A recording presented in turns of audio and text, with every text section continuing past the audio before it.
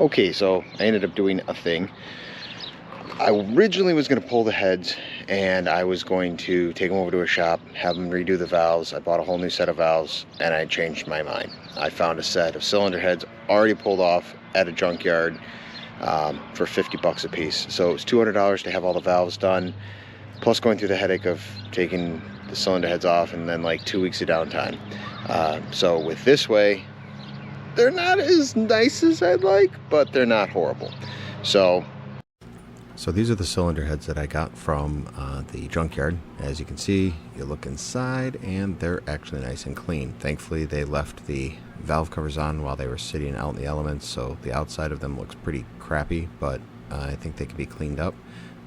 Thankfully, Acme Auto in Pontiac had these sitting on a shelf. They were about 50 bucks a piece, so no complaints there. I'll move over the sprockets for the cams from the other ones, which are nice and clean.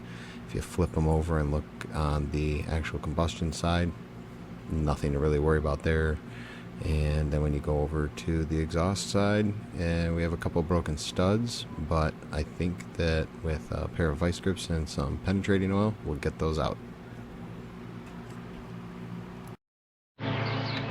Okay, so one thing we need to take care of, first thing, we got to remove all of the timing belt cover, which involves taking the timing belt off, motors mount, the bracket, so we get to the timing belt gears, or sprockets, whatever the heck you want to call them up here, so that we can get the cylinder heads off. So I've supported the motor underneath and we're going to start tearing into it. But I'm not going to say it's an 18 mil like I thought.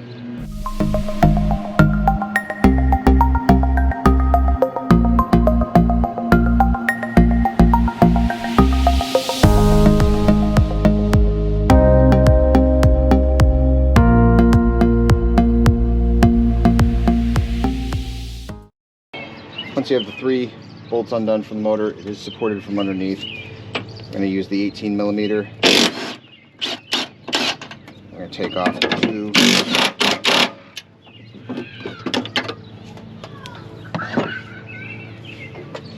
bolts for the motor mount itself. Now I did make the mistake. I bought a motor mount and I got a cheap one from a place, and the seal like blew out on this thing right after I put it in. So it works, but obviously it's junk at this point. And the company that I got it from off Amazon, I believe it's EGL or something like that, won't even answer my emails. So that's real classy, you know?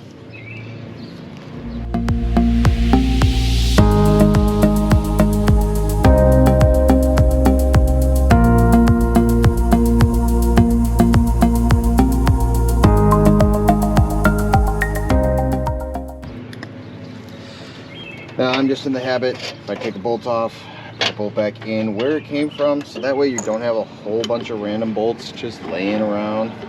Makes it a lot easier, from my experience, when things go back together. Anyway, governor.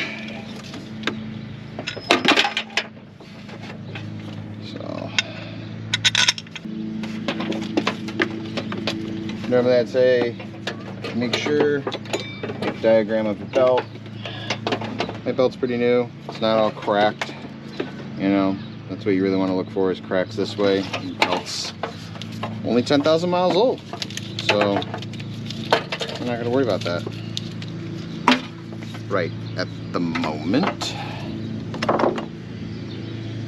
Alright, so, alright. Now we should be able to take off the timing cover, which they're those E-Torques, but, and I have a set of them, but you can also just use 8 millimeters. You're not putting so much torque on these things that they're impossible to get off. Just a little star. There's I think four or five of them. You can take off the idler pulley here. This is supposed to be where you would have a power steering bracket, but on the VUEs they have electronic power steering. The L300 station wagon had actual hydraulic power steering fluids, so there's a pump here This one does not.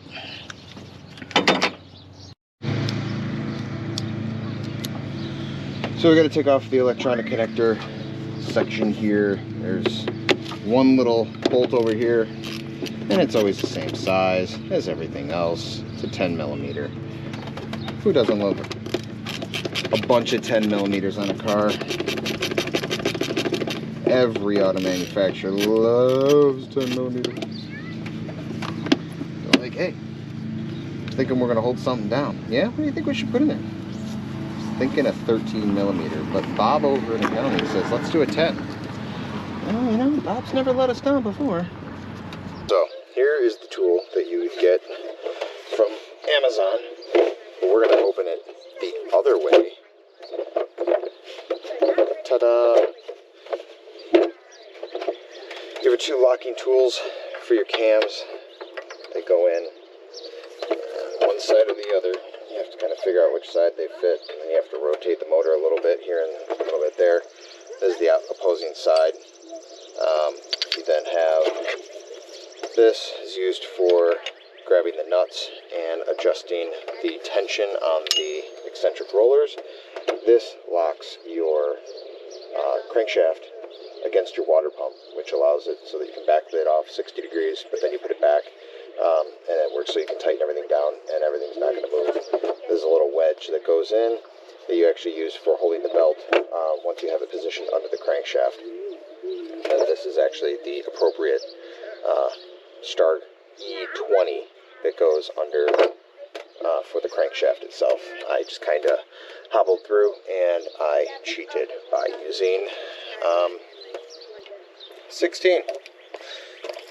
So, okay. But we need to rotate just enough to get the timing marks lined up. Now we can pull off the timing belt in its entirety.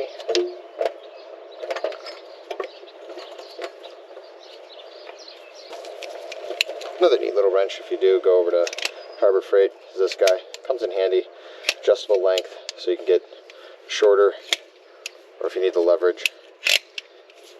Just one of those things where you're like, huh, that makes my life a whole lot easier. The thing we've got out of the way is this bracket, because there's a bolt that actually goes right into the head. I believe there's actually a second one that goes into the cylinder head as well right here. So we're going to take off this bracket for the top eccentric pulley for the timing belt. That should come off. So that actually houses both. So we had a short, and we had a long. So all three of those equal length when they go in. So you don't want to screw that up. Here's that tension I was telling you about.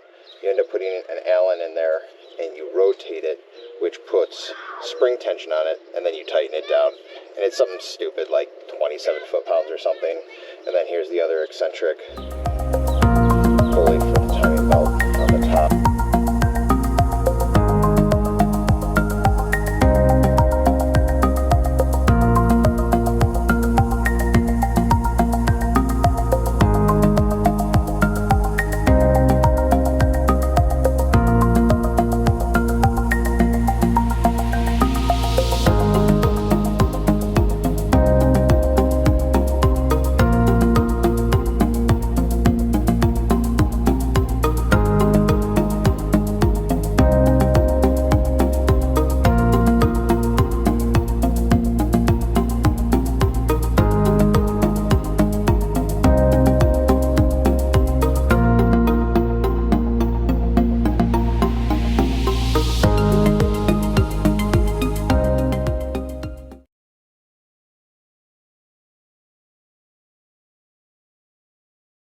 Okay, another thing we need to do is take off this coolant crossover pipe. Just two 18 millimeters.